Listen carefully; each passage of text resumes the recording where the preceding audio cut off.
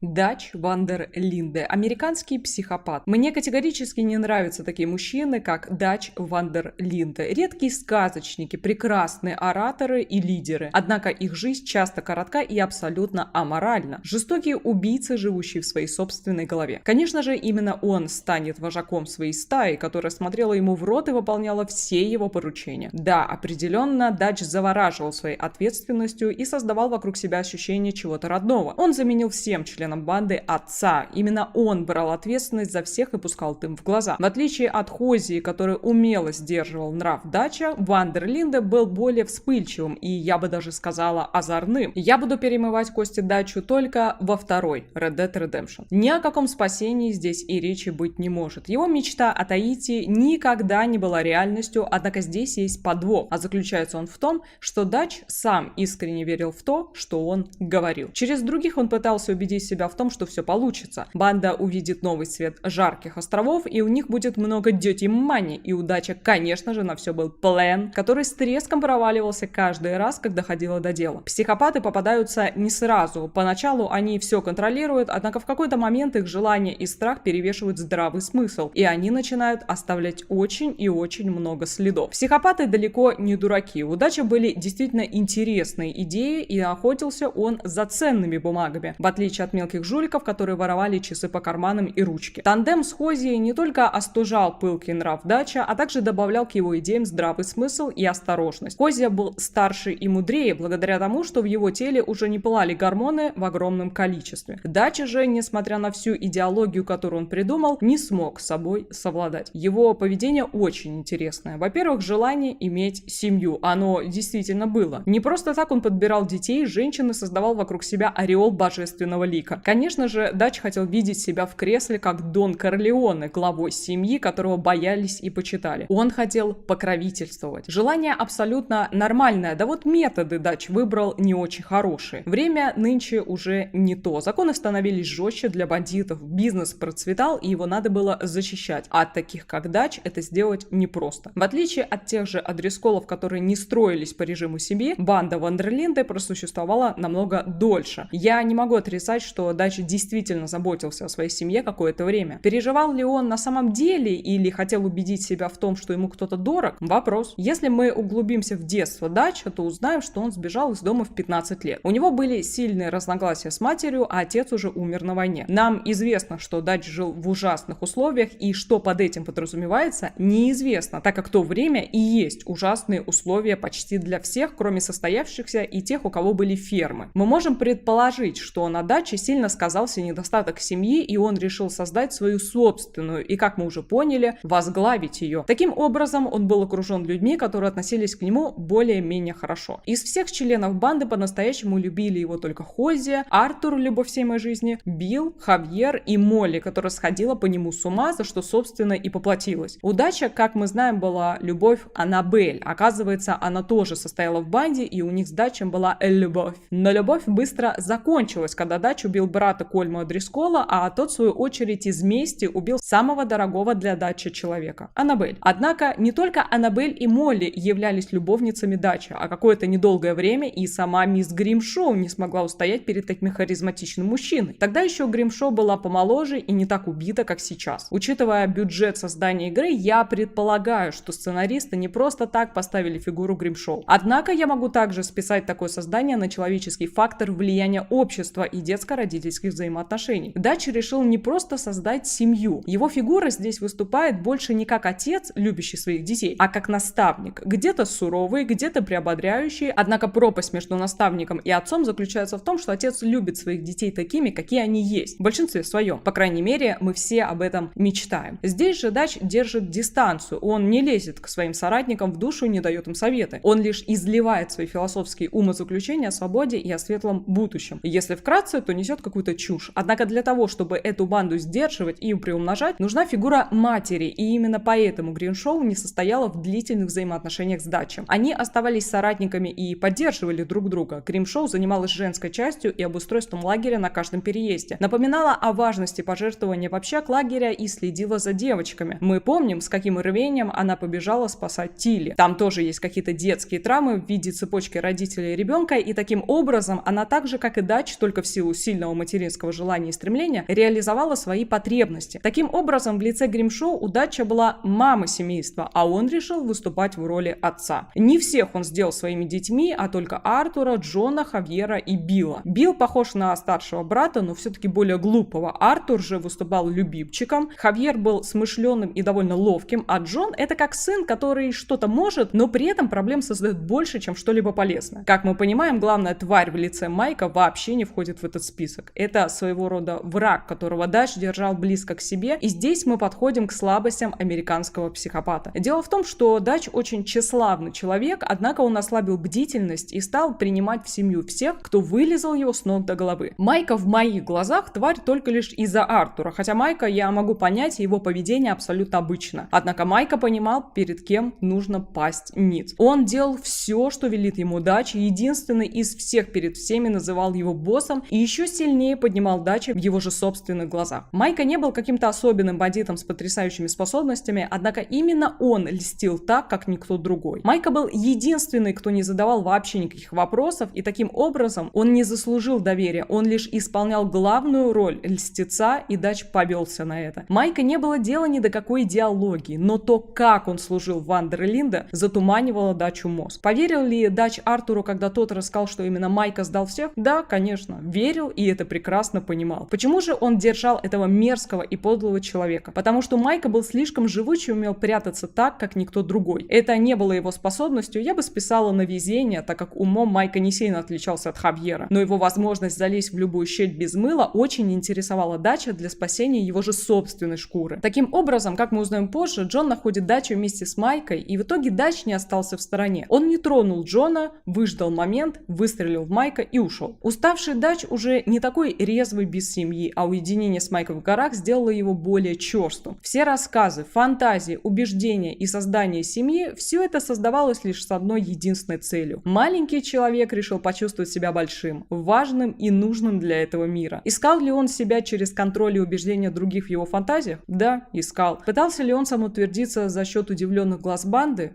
Да, пытался. Но чего он не пытался и никогда не сможет, так это жить честной, порядочной жизнью. Его мечты и иллюзии не дают возможности наслаждаться тем, что у него и так было. Дач считал себя выше обычных рабочих и хотел приблизиться к высшему обществу, считая, что он не такой, как они. Однако при этом всячески интересовался именно ими, не только потому, что там есть деньги. Дач получал особое удовольствие от коммуникации, в которой приходилось убеждать более умных людей в его правоте. Для Дача разговор — это не просто набор слов, сложенных в предложение. Таким образом, он поддерживал свое превосходство перед другими людьми, однако в его кругу были обычные бандиты, которые не могли посостязаться с ним в таком тонком деле, как коммуникация, и именно поэтому ему требовались более изощренные умы. Маленький ребенок в теле большого человека так и не смог найти покой и обрести человеческое счастье. Все, что он пытался построить, строилось на костях, и погибло.